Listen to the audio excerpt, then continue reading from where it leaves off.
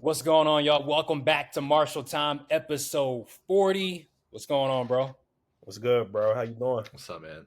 I'm good, man. We got a special guest, Josh. I'll let you introduce. This is your boy, so Uh, let the listeners and viewers know who we got on as a special guest. this is my man's Chris Suhong, aka K Skis, aka Mr. Toronto Raptors, aka Mr. Scout, Yeah, whatever you that's want to me. call him. Nah, this is my boy though, man. He's really into the draft, really into the prospects. So I was like, it'd be a great idea to have a different voice on for the show, especially for this edition. So I'm happy to have him on. Yeah, I'm excited to be here. I'm ready to give my opinions on where people should be at. I'm ready to talk some basketball, man. All right, you don't talk to a lot of Raptors fans, man. So I'm excited to see the mind state of a Raptors fan these days, post Kawhi. You know what I'm saying? Seeing where things are at. So we'll get into the Raptors soon. But as you guys just mentioned, draft day, first round is tomorrow. Round two, they split it up this year into 2 days, which is kind of interesting. Round one is on Wednesday, and then round two is Thursday. So we'll see how that plays out. But first, we'll go over just some overarching themes about the draft, and then we'll go through a mock draft. We'll each make our picks 1 through 14 throughout the lottery. So first off, obviously the biggest story with this draft class is how weak it is, right? And that's been the major tone from all experts, from all the scouts, from all the teams. Before we start things off, just get your overall thoughts on the criticisms that this class has taken, and just your overall thoughts on this year's draft class. Josh, you can go first.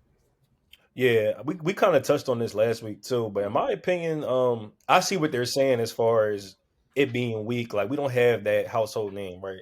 We don't have the Ja Morant, the Zion, the Wemby. We don't have that household name that we've seen in the past few years.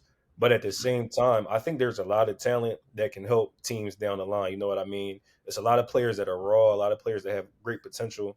But I think a lot of these guys, they just need to be developed, and if they get into the right situation, they can make an impact on championship contending teams. Like we just seen the Celtics this year. They have their star players in Jalen Brown and Jason Tatum, but you got the role players. They play their part. Like a Derek White, that's somebody who had a good journey. You know what I mean? He wasn't highly touted coming into the draft. It could be a lot of guys that could really be an X factor for these teams down the line. That's my view on the draft. What about you, Chris? I definitely agree that there isn't like a household name. I think this draft is like being overlooked just due to that fact. But there's still like some generally good pieces. Like you have a few all stars that I may make it there, or like all NBA players. But I think this is definitely going to help the G League as well, because a lot of these players are raw and they're going to be stored and be developmental places. But I think this draft is still a solid one. It's not one of the worst in my opinion, but we'll see.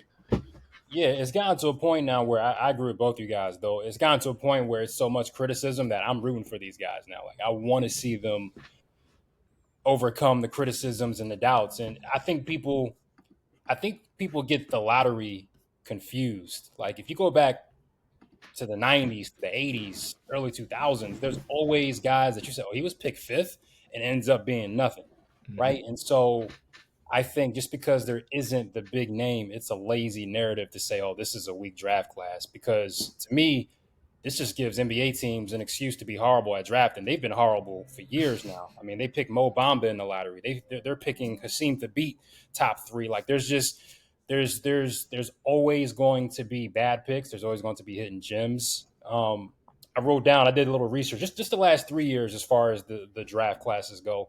So, what was the conversation about the 2022 draft? That was Paolo Banchero, Chet Holmgren, Jabari Smith. Was that like an exciting? That was an exciting class, right?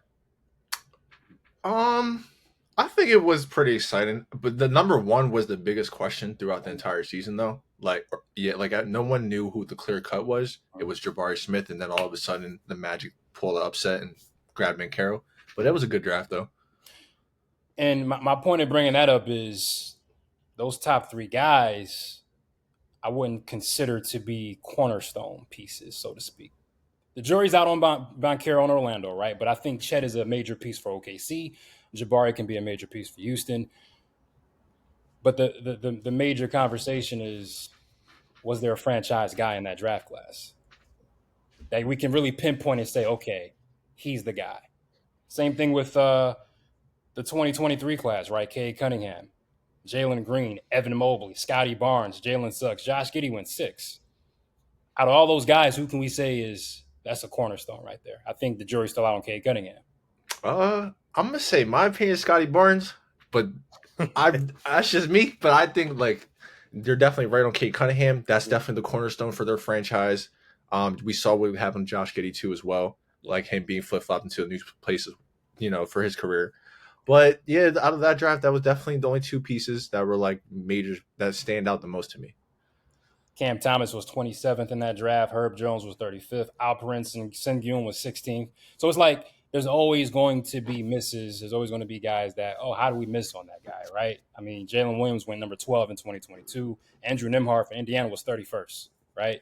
Let's not talk about the Jalen Brunson draft. Let's not talk about Tyrese Maxey. And so for me, I just don't like the conversation as far as just writing off these young guys who, honestly, in some cases, some guys are better pros than college guys, right? Like sometimes guys are confined in a system in college to where they really can't fully showcase their skills. And for most players, it's all about fit. It's all about situation. Like Kawhi Leonard gets drafted to San Antonio, perfect situation for him to develop. Like there are certain guys who just end up in the wrong situations, and that pretty much projects where they're going to go for the foreseeable future. And so I think this is getting a bad rap. So being that quote unquote it's a weak draft class, the top pick is unknown right now. There's talks about Zachary Richardson uh, being the top pick for Atlanta. Apparently, Alex Sarr is not feeling Atlanta. He's been kind of dubbing them on the workouts, so he might be the second pick. There's Donovan Clingan out of UConn. Who should be the top pick in your eyes, guys? Me personally, I'm going Sar. Just because I think he's going to make an impact day one. You know what I mean? He's going to make an impact with his defense and rebounding. I know his offensive game leaves it's a big question mark on that. But out of all the people that's here, he has like a high ceiling. He has a pretty high ceiling. Because at minimum, I feel like he's going to be a great defender in the NBA, especially in the paint. He's athletic. He can guard guys on the wing on certain occasions. Um, I ain't gonna lie. I started watching some Richard Shea games, and I don't know about number one, but I see what the potential is. I see what the hype is. Like it's real. I see why somebody might take him number one, but there's also a lot of question marks on him too. So I don't know. In all honesty, my favorite pick in this draft is Connect, but I can't see him going number one. I just can't. So if I'm in Atlanta, I'm going with Sar. For me, uh, I'm gonna have to say, but it's Sar's probably the best overall prospect. Especially like Josh said, having the highest ceiling. There's a there's a couple of red flags in his game, but as a consensus, I think the Sar would be number one. See, I like Sar, and for me, when I watch a player, it doesn't take me long to figure out if I like him or not. Like it's like okay, I see something that jumps out. I've been trying to watch Risase. I've been trying to watch it and just figure out what it is elite that he does right now, and that's where my problem is. I I have a hard time drafting a guy number one when I can't pinpoint what his elite skill set is at the NBA level. I can't point it out. Now he could be an all around really good player, but when I see Alex Sarr defensively, his potential can be elite, and offensively, there's something there. Like he's very fluid with the ball. I've seen him. He's not a sniper shooter by any means, but I think there's something there offensively that you can work on, right? And so for me, with his size, athleticism, defensive ability, I think Star would be my number one pick. Um, I'm glad you mentioned Dodds and Connect. He's one of my guys that I really like. But given his age, if Connect was a freshman putting up the numbers that he did at Tennessee, he'd be the top pick in this draft, no question, right? Mm-hmm. And for me, it's like I don't let the tape don't let the tape fool you. Like you do not you just do not ignore the tape. What you see with Dawson Connect is a scorer. He's a bucket, right? And so in my mind, if he ends up in a Memphis or OKC, a lot of teams are going to regret. They're going to regret that. I feel like, and so for me, it's Alex Sarr, and then after that, and we'll go into that as well. To me, the draft is up in the air, honestly. So, what are some teams you're really excited to see go to work on draft night? Whether it's because they have multiple picks or there's some moves they can make to make their team better. Like, who are the teams? It can be multiple teams, one team that you're really paying attention to. I know you're a Toronto fan, we're Sixers fans, but take our teams out of the equation. Who are the teams that you're really eyeing to see they can make some great moves? I will start with like the Grizzlies. I think they try to trade up Mhm. into like the top 5 range, or maybe even like trade with the Spurs to even get that fourth pick. Like with Marcus Smart and their ninth pick. That because the Spurs are kind of like up in the air. That's another team like I'm really interested in because they have 2 picks and they're in like in between range of like 4 and 8. So I really would like to see them make a swap. That way they can get a defensive minded point guard on the Spurs right off the back, and then the Grizzlies can go ahead and draft Donovan with their pick if he's still on the board. Yeah, I agree with that. The Spurs, I think that's going to be on everybody's eyes for obvious reasons. They have 2 top 10 picks and they have Wemby. I want to see, if they can get a guard, a point guard that can really go in there and command that offense, get the ball to Wemby, and keep everything flowing. I'm also interested to see what the Rockets are going to do because the Rockets are a team. They have talent on the roster, but it's just like something's not clicking with them. You know what I mean? And I just want to see they can get somebody like if they can get a connect, if they could get somebody that can come in and really make an impact right away, that would be huge for them. Because the talent is there on that roster. They obviously have a good coach in Udoka. So I just want to see. I want to see what they can do, what moves they can make. I'm also real interested in the Trailblazers because I think they have 2 lottery picks too as well, right? Yep, And I 7 and know, 14. yeah. So they're a team that's like, okay, we know Dame is going. We know that era is done. We know you guys are on a rebuild. These are the times where franchises like the Trailblazers, they have to hit on these picks if they want to become relevant in the future. Like even if the player is not going to be a star day one, down the line they need these couple picks to really make an impact on their team. And you never know, they might get the sleeper of the draft at those picks at 7. Where they picking 7 and 14. If they could get something Yeah. like that, you never know. They might end up getting the best player in the draft with their pick down the line. You don't know. So those are like Josh, 3 you teams I'm really mentioned paying attention to. you meant you mentioned Houston. The one question that came to my mind: who is there? Who's that guy for them on the roster right now? Who like that you can really say, okay, like you see the teams that are competing for championships and they have a Tatum, they have a Brown, they have a Luca, they have an Ant Man, they have a Joker, right? Like who is that guy for Houston that you can really be confident in? Can you say right now? You can't. I mean, Sengun is the closest to it, but I don't know. We haven't seen it enough yet. Like he had a breakout season this year, but we got to see if he keeps it up. And I like And it's Jalen Green, but he's too one dimensional for me right now. Hmm.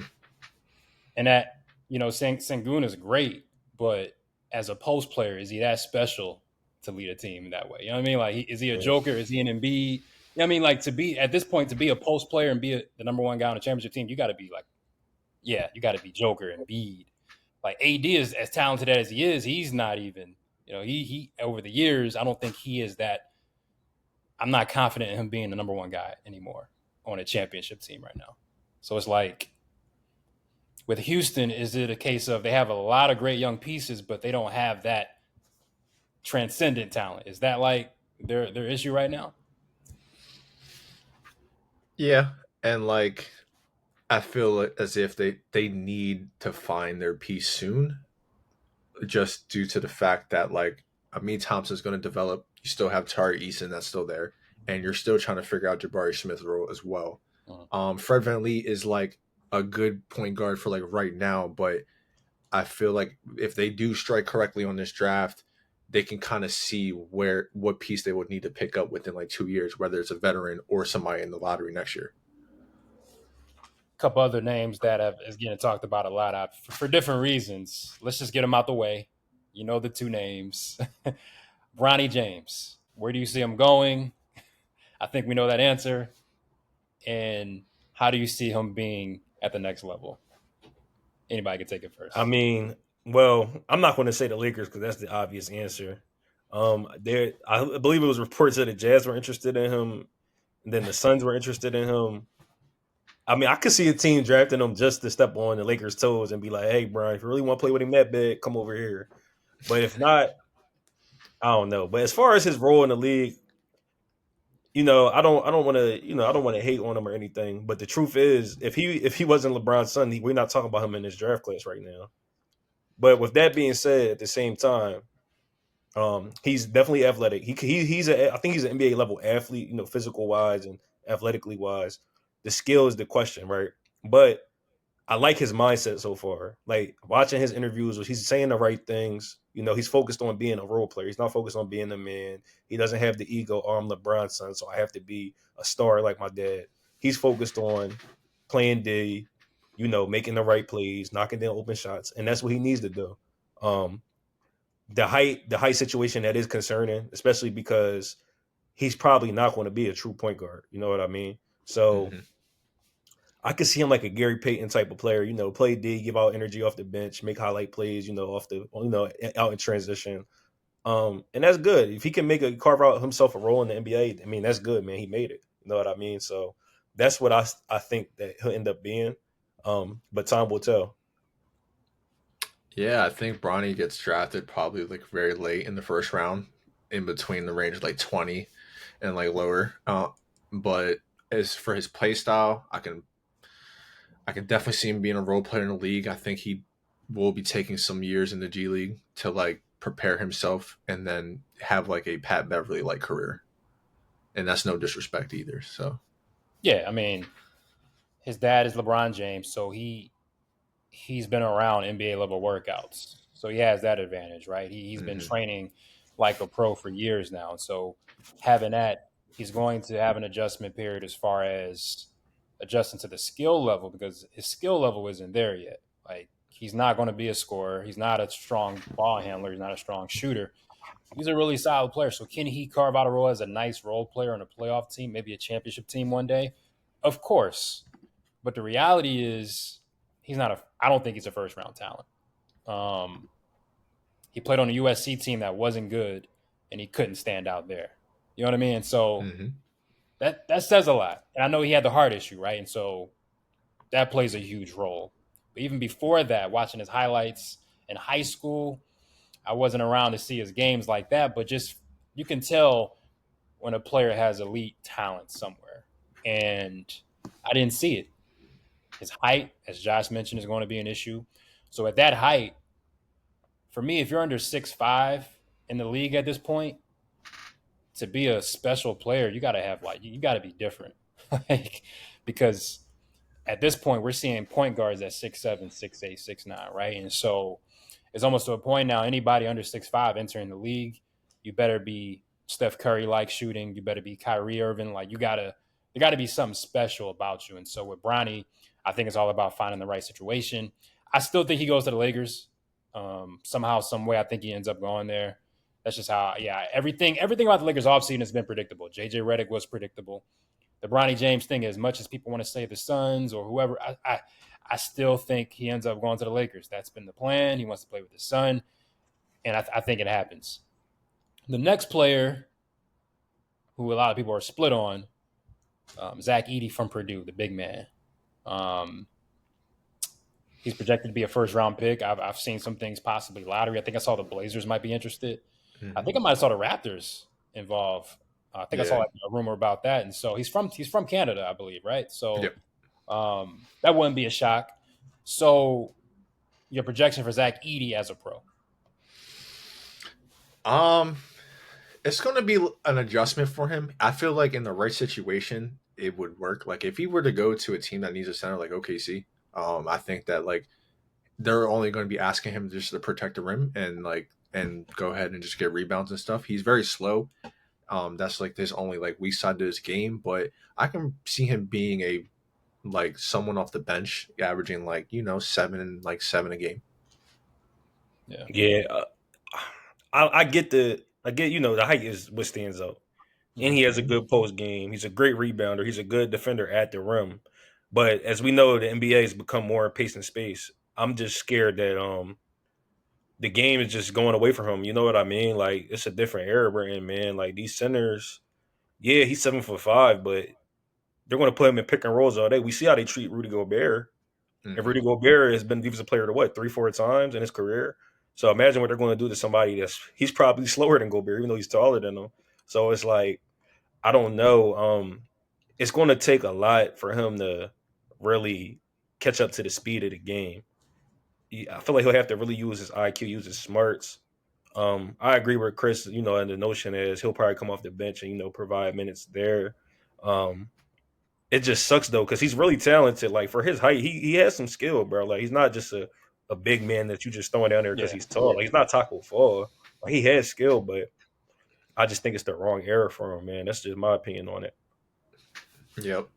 If you're a Grizzlies or a Thunder in the lottery, is it worth picking a Zach Edey? Like you have a specific role for him. We have our star guys. We have a John Morant. We have SGA. We have Jalen Williams. We have Chet in Memphis. You got Desmond Bain. You got Jaron. You got Ja. You got a Marcus Smart. GG Jackson's on the come up. For those two spots in particular, is it worth? He may not be a starter or log many minutes, but if he give me a strong 10, 15 minutes, just give me strong minutes and on the post, control the boards, be a presence down low. Is it worth spending a lottery pick on a Zach Edey if you're Memphis or OKC? For Or the if there's Thunder, or if there's a Dalton Connect on the board, or if there's a Ron Holland on the board, or Stephen Cast, a Castle on the board, is it worth going with Zach Edey if you're Memphis or OKC?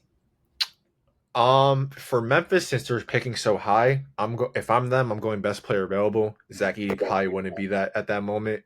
Um, but for the Thunder, I like that for them. Like that's a great spot, and I think that fits a need that like was severely lacking in the playoffs that we saw, in my opinion. yeah, I was about to say the Thunder. That's the team that could really use him, and they're a young team. He'll be able to grow with some of the younger players that they already have. They have a good culture there. The fans will love him too, especially if he comes out and really plays well in his role. The fans will embrace him. So I think that's a real good situation for him. I think that is true. The Grizzlies, like Chris said, they need to focus on getting value here because they already have talent on the roster. So why not run it up some more? You know what I mean? Hmm. Before we do our mock draft, who are your guys in this draft? Maybe like just give me five guys that you're not sure where they're going to land in the draft or how great they'll be in the league, but you feel like they're going to be at worst a solid pro. So who are your five guys? My five, I would go Dalton Connect for one. I gave y'all that one. I love Jared McKinnon's game. I love his game. I think he's going to be an instant spark plug for a team. I like Cody Williams. Jalen Williams' younger brother. He's pretty good. Um, Rob Dillingham, just because I like his style of play, and if he goes to the right situation, I could see him being giving out an impact too. That fifth spot, hmm, I don't want to say Sar because I feel like we already kind of touched on Sar. Yeah, Um, Sar. Yeah, we could take it's Sar out. We could take Sar out. I think I like Devin Carter. I like Devin Carter. That's my guy. I would say Devin Carter. Yeah, I think that's my five. For me, I like Tristan Del Silva from Colorado. I think right off the bat he's going to be NBA ready. I also like Deron Holmes from Dayton. It's a good high flyer that can either like is in the tweener role of like being a power forward or center, or maybe like a small ball center. Another one I really like is Isaiah Collar. I think he's a really big guard. Reminds me of like Tyreek Evans, especially with his style. And then the last person I'm gonna say is Kalo Ware, who plays for Indiana. I like Will. Um, yeah, I think he's like a really good stretch. Great rebounder as well, and kind of can put the ball on the floor a little bit too for his size at being like that 7 footer. So that's a great pickup there as well.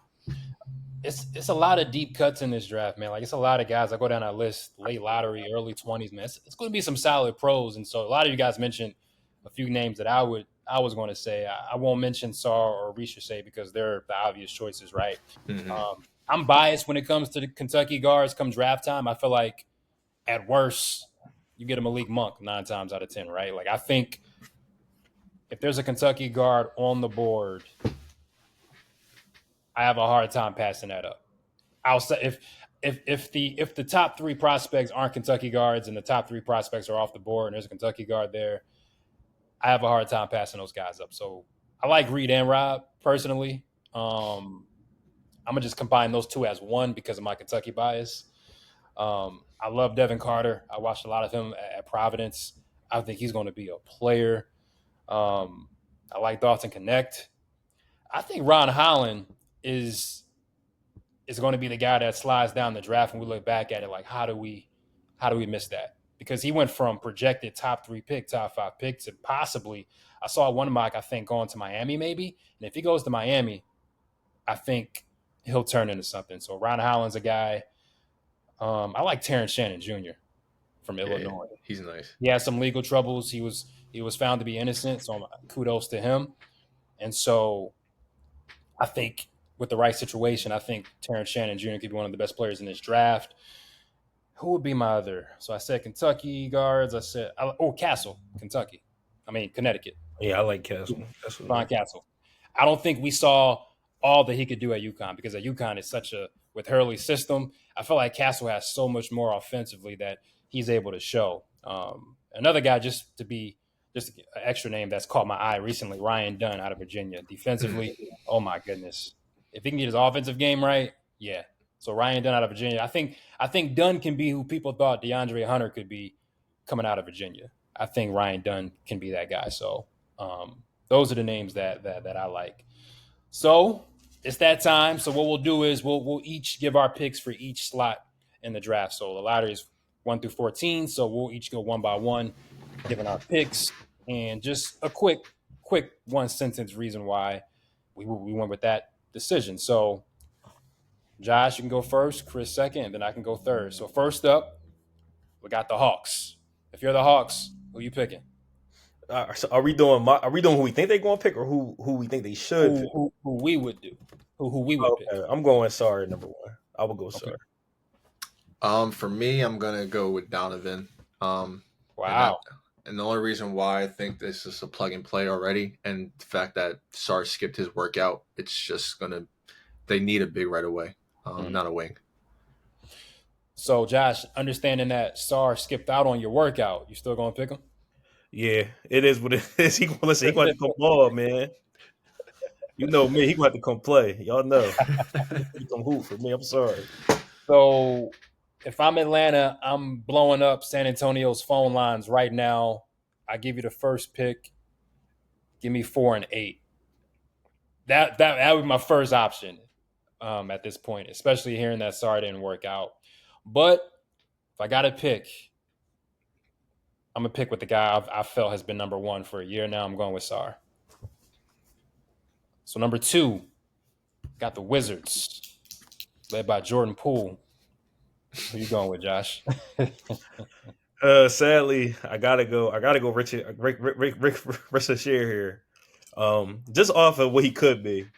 You know what I mean? The Wizards, they don't need a player that's just going to be okay. They need a player that's going to like actually become something, and he has the potential to. We don't know if he will or not, but if we did our due diligence and we like what we saw in the workouts and from film, I'm going with him. Okay. I like Sarr here at number 2. Mm-hmm. That one, they need a center badly, and he can guard 1 through 5, so he's definitely going to be able to switch on everything. Yeah, I'm going to go with Risa Sarr.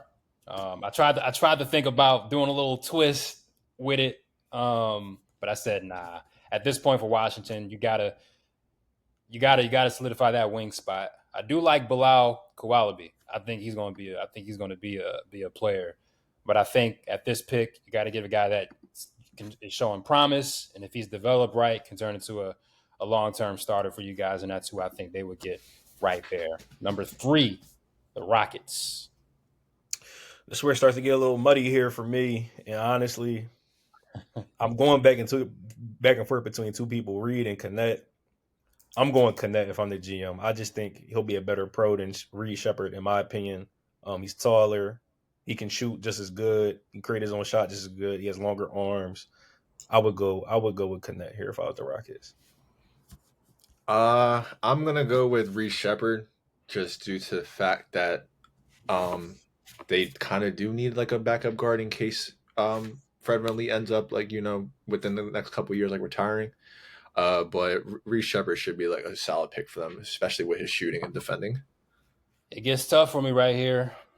Houston's in a spot where it's like, man, you're not going to get the guy that we talked about that they need. You're not going to get it here, right? And so for me, it's like, who's the guy that I feel like at worst is going to be a really, really, really solid player for this Houston team with what they have and what do they need?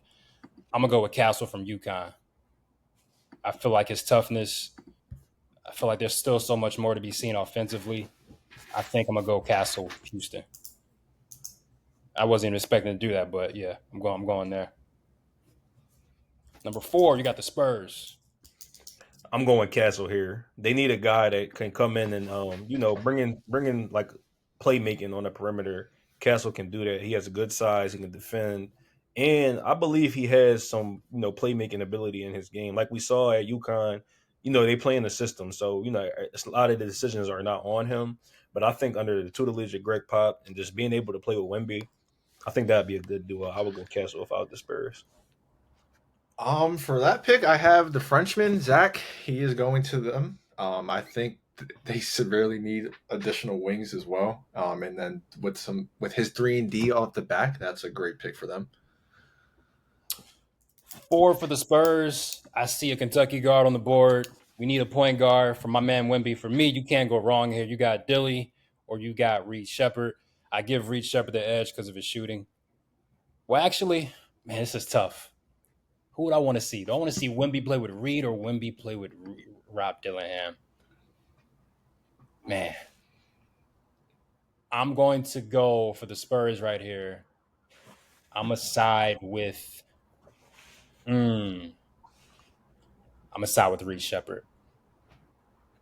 That's That shooting, I think that shooting will translate. Have him and Wemby that pick and roll. I think it's going to be.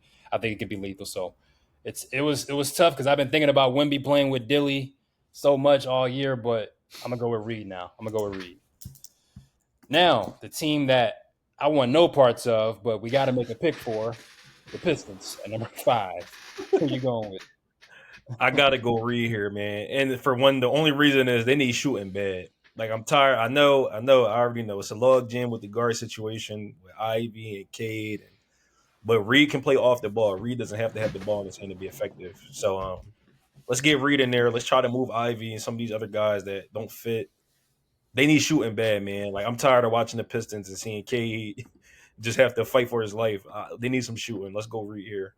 For me, I'm actually going to go Dalton. I think he's NBA ready, and he definitely gives that 3-point advantage for them right off the back. And I think that like he can come in and just put up like 11 with them, especially playing with Cade, because he doesn't have to really do much on ball. He's like off really good off ball slasher as well.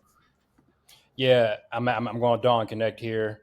Proven guy at the college level. I think from day one at least he'll be able to give you 15 points a game. I think, and they need a guy that can score consistently alongside Cade Cunningham and help the scoring load. And so he's an older player too, so it helps give those younger guys sort of a guy who's been through the college ranks over the years. And so I think that helps Detroit out. So I'm going Dalton Connect.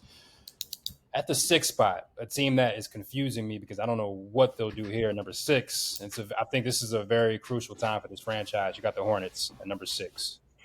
Number 6, I would go Cody Williams here. Actually, I know on my side of the mic we still got Klingon here, but I don't like that fit. Like the Hornets, I see as a team that they can get out and run, and Cody Williams here to excel in that situation. They already have Brandon Miller at the wing.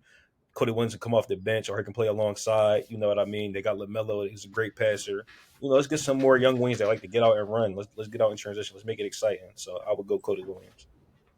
Yeah, that's a good pick. I have the Buzelis from the G League Ignite going to the Hornets. I think that him being like a point forward and his shot blocking ability is going to be very helpful for them.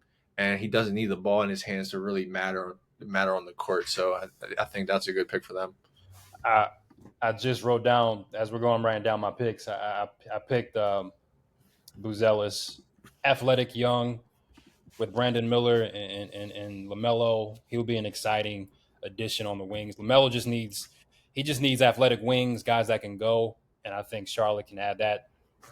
At that point, I think he is the best. He could be the best prospect as far as just if he hits, it could be really special. And so I thought about Ron Holland too, but I side with Buzelis right now. Number 7, Portland Trailblazers. I got Buzelis here. I like him going here to the Trailblazers. Just like you guys talked, the potential piece in the Trailblazers, they need somebody like that. So I would definitely go with him at 7 if he's there for them. I'm actually going to take Ron Holland here, just due to the fact that like he's going to be off the back like a really good defender, and I think might be wild, but he might have some all defensive capabilities there and make a team. And I think that with Jeremy Grant leaving, they're going to be in a dire need of a wing at some point. Yeah, for me, Bazelis and Holland were they were battling it out as far as the 6th spot or the 7th spot, and so I took Bazelis at 6 for Charlotte, and so Ron Holland gets the next slot here for Portland. I'm really high on Ron Holland though. Like I think he can be a really good player. Number 8, got those Spurs again. Yeah, Remind us who you back guys picked at 4. Remind us first who you guys picked at 4, and then who your pick is at 8. at 4, Uh, I picked who did I pick Kessler at 4 because I said it needed a good point guard, and I think he has potential to be that. 8 here, this is where I'll go back to the wing and I'll go Ron Holland. Um, I think when the Spurs get athletic wings that can play D, they end up developing their offensive game. So we've seen that with Kawhi. Ron Highland, he's 6'8", long arms, athletic. Let's see if we can get him in that same type of situation. Not that he'll be as good as Kawhi, but he could be a really good 3-and-D player down the line. And, that's beneficial on any team. So I'm taking him if I'm the Spurs here. I have Stephon Castle going to them at 8. I think he's very raw, and I really think he's a tweener in between like the point guard shooting guard position, but he has the potential to be like a DeJounte Murray type of player. So I think they go with him there at 8. And my pick before was Zachariah. Yeah. Man, I'm looking at who I got left on the board. So either I just do I'm thinking about a huge shocker here, or do I just do the safe pick here for San Antonio? Or the best player on the board. For me, the best player that I have left on the board right now is Devin Carter. So I'm coming out with Reed Shepard and Devin Carter. Spurs get 2 playmakers, 2 really good guards to help out Wemby. We figure out the rest later, but I'm going with Devin Carter at 8. Number 9, the Memphis Grizzlies, a team I'm really intrigued to seeing what they do. So who you guys got at 9? For them, Um, Klingen's still on the board. I'll go Klingen for them. I'll Mm-hmm. go. I can see him. I can see him on Memphis. I have Rob Dillingham going to Memphis. Wow. Yeah, just due to the fact that like once Marcus Smart went down and John went down, they did not have a point guard, and he's just even though he's like more of a scoring guard, I think he brings a lot to the table just for them off the back. Yeah, it's wild, man. Dilly's probably one of my favorite guys in this draft, but I have him sliding down. I got to go with Donovan at 10. I mean at 9 for the Grizzlies. They need the front court help, and I think he'll slide in from day one to be able to fill a role for those guys. Number 10, the Utah Jazz. The Jazz, they just so. I just can't. But I can see Devin Carter going here. I can see him going to the Jazz. That's a place as to where he can really develop his game. We saw Keontae George had a good season as at a guard spot. I can see Devin Carter doing a similar thing, so I can see him going there. The Jazz are in no rush for an immediate player for me. So I'm gonna go with raw prospect, and that's Cody Williams here. They you can't go wrong with a wing, especially when they're project because they can come out to be either 3-and-D or an athletic wing. So like Cody Williams has a good spot here for me. Yeah, the Jazz are interesting, right? I mean, Laurie Markkinen is proven. Keontae George is a nice, solid young player. Walker Kessler. Um, for the Jazz, I'm going to go with who's still on the board here. I'm going to give the Jazz. No, I'm not going to pick him there. Who's behind me? Got Chicago, OKC. I'm gonna go Rob Dillingham, simply because he's on the board still. I can't pass that up at number 10. Yeah, get a point guard that can contribute. Him and Keontae George. We'll figure out how that works out, but I like Dilly at 10. Number 11, a team that's in a nasty spot, Chicago. I think I'm going Dilly here for them. They just need a player that's exciting to watch. Like we know Levine and DeMar, we know their game, but it's time to move on from them. Vucevic, it's time to move on from him. I know Lonzo's about to be out of there. let's get Rob. Let's let him come in here, get his buckets off. Let's see what he can do at the NBA level. If he can become an elite scorer, all right, cool. Now we know what we need to do in moving forward. I'll go with Rob Dillingham here. For the Bulls, I have them actually getting Soulain. I believe that's his name, the Frenchman from that plays in the Pro League. Especially with Patrick Williams being a free agent this season, he definitely fits their needs as well. And he's with Josh Giddey, he doesn't even need to play on ball at all. He literally can flourish with his playmaking. I'm Chicago. First off, I'm trading Levine and I'm getting rid of Levine and DeRozan and Vucevic. Like we're done. It's over. I don't know what you're doing, but it's whatever you expect to get back for Levine or DeRozan, it's not happening. Like it's done. So for me, if I'm thinking like Chicago, like whatever you do here, honestly, it's not a make or break spot for you, right? Like you're already in no man's land. The fans are already down on you. I'm gonna take a swing. I'm gonna take a swing on what I believe and who I'm high on. It may not be a lottery pick projected, but this is a guy who I've really enjoyed. The film does not lie to me. I'm gonna go Terrence Shannon Jr. I know it's not gonna happen, but I'm gonna take a swing if I'm Chicago at 11. Terrence Shannon Jr. That's what I'm going with. Y'all think that's crazy, right? Nah, Not really, no. because it's Yeah, the at this point, Bulls. like I'm looking at who's on the board. It's like, you know what I mean? Like at least with Yeah, Shannon, I saw what he did at Illinois. I think there's something there. And so if you're Chicago, why not take a swing at this point, right?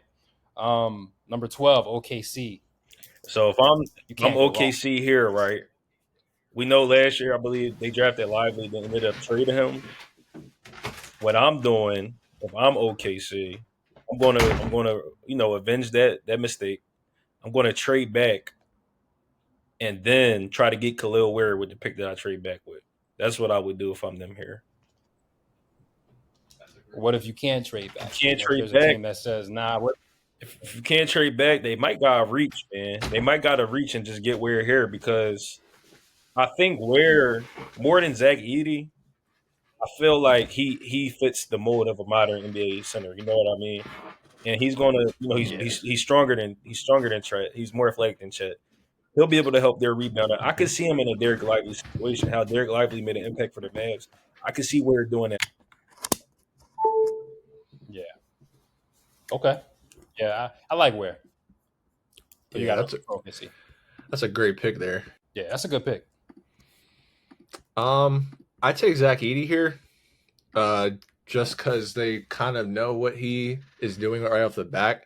With Ware, his that his biggest thing for me is just that he disappears from games, has like a lack of a motor, but all of the skills is there for him to be actually good. But I think Edie is like a good fit for them, especially with the rebounding portion of it, because they were not the best rebounding team like throughout the entire playoff run. I'm gonna go with Ware here too. For him, you're not being asked to do too much. Just be a presence, and we saw what Derek Lively did. And so I think with SGA, Jalen Williams, Chet, like I think Ware can find a role there. So I think that would be a good spot for him. At 13, you got Sacramento. That's tough. I'm stuck with that too because I want to pick Jacoby Walters like on my board, but the fact that they have so many guards, it's going to be a logjam. So I just can't see him getting like a lot of minutes there and being impactful. So like I would have to go at 13. The Tristan Del Silva from Colorado. That's just a wing they get right away who can rebound, who can shoot the ball really well, and his three ball is really great. And he's a solid defender. Yeah, with this one, I think these next two picks, I went between Cody Williams, who I hadn't picked up yet, or Tristan De La Silva. For this spot for the Kings, I'm gonna go Cody Williams. I think they buy into his potential, long term, what he could be. I'm gonna go with Cody here at 13. And then the final pick of the lottery, we're back to the Portland Trailblazers again at number 14. Yeah, I have for best player available right now, Jacoby Walters going to them. A 3-and-D shooter, like right off the back. So and they need all of that as much as they can get. Yeah, I like Jacoby. For 14, I'm going to go with the best player left, and that's Tristan De Silva. solid pro from day one, and Portland just needs guys that can play. for And he can sure. play, college experience. At this point, Portland, I think, I mean, they're a few years away from competing, right, for a playoff spot at this point. They got to figure out who Scoot is, like how good can he be. Anthony Simons, does he have a future there? We don't know yet. So they got a lot to figure out, but you just got to get guys that can play. And Tristan De La Silva can play for sure.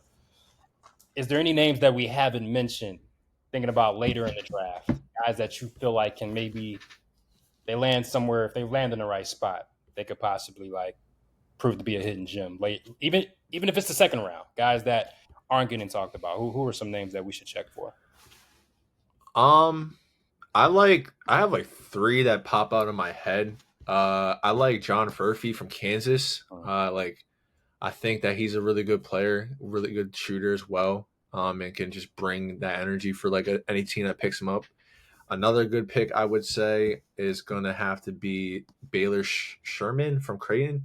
Um, he really stood out during his tournament play, and he balled out during the combine. So I think that's a sleeper pick as well. And the last one I'm gonna have to go with is Kyle Footballski.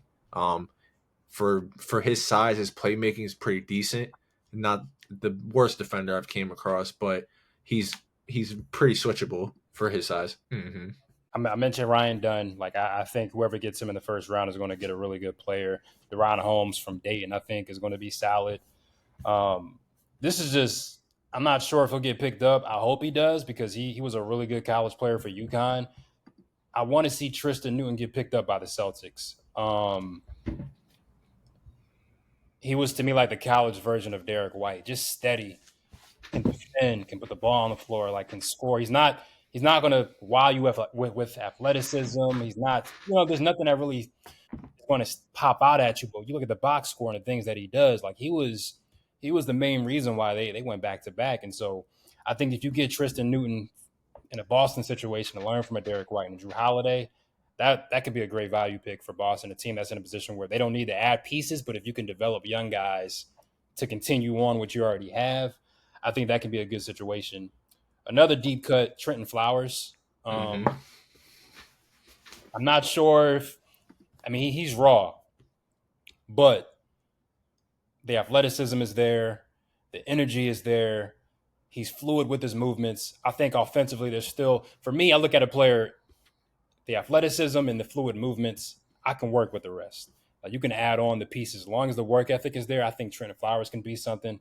Have you guys seen AJ Johnson? Mm-hmm.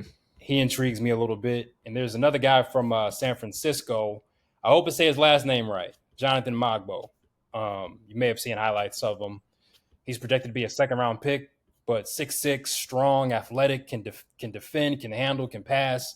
I'm really intrigued if you put him in the right spot, if he can find a role for him. So those are some guys that I'm looking forward to seeing um, on draft night, if he lands somewhere and where that may be.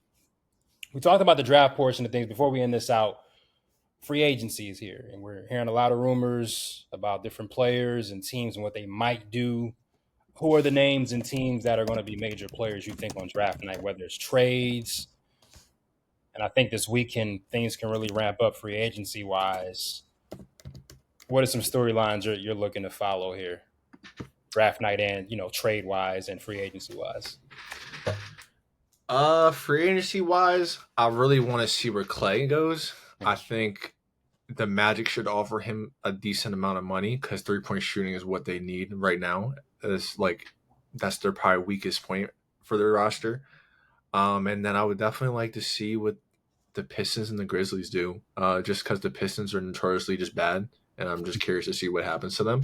And then the Grizzlies, since Ja's coming back and Gigi Jackson's coming to starting to blossom as a player, so they're definitely interesting.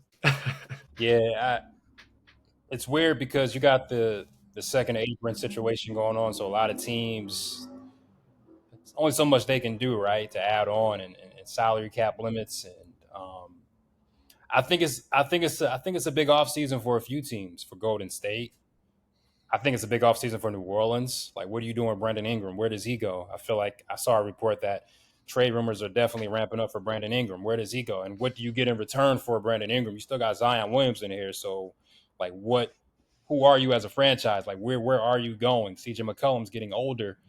What's the future of New Orleans? I'm looking at obviously people are talking about the Lakers. What can they do to sort of continue on and maximize LeBron, whatever he has left? Atlanta, what are they doing?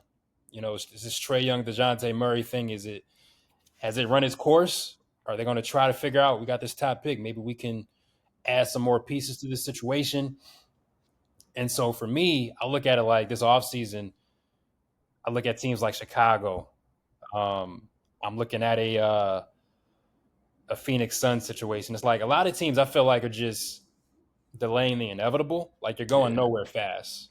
And at this point, if you're a Chicago Bulls team, we'll talk about your Raptors team too. If you're a Chicago Bulls team, where are you? Where are you headed? And if you come back next year with the same core, with Zach LaVine, Josh, Nikolai Vucevic, maybe DeRozan goes somewhere else. I can't take it serious. I just really can't. And so for me, I still feel like the top teams in the East and the top teams in the West, for the most part, more so in the Eastern Conference. I feel like the Eastern Conference is going to remain the same. I think the Western Conference, though, I feel like a lot of teams have a chance to really step it up. The Spurs, the Grizzlies. I think the West is going to be interesting, but for the East, I still think it's Boston. I still think it's Philly. I still think it's Milwaukee. We'll see what Orlando does. Indiana's going to be there. The Knicks, if they lose OG, how does that help work out for them? But for Toronto, since we got a Raptors fan here, you just paid. Have you paid Scotty Barnes yet? Yep, he just got his extension, 270. 270. Yep, 5 Okay. year. I love that. Okay. So what's Toronto doing? Well, the first main focus, I would say, we definitely need to figure out what we're doing in Mano quickly. See if he's going to sign like a 3-year 150 deal or take a 4-year 125. I really like quickly. I think that him playing a full season with Scotty he's going to flourish, and we already got RJ. RJ already has his money, which is perfectly fine. I do think we need to start looking for maybe just more of a stretch rim protector, like someone that can space the floor out for us and still protect the rim at the same time. Because Jakob Poto is just not it.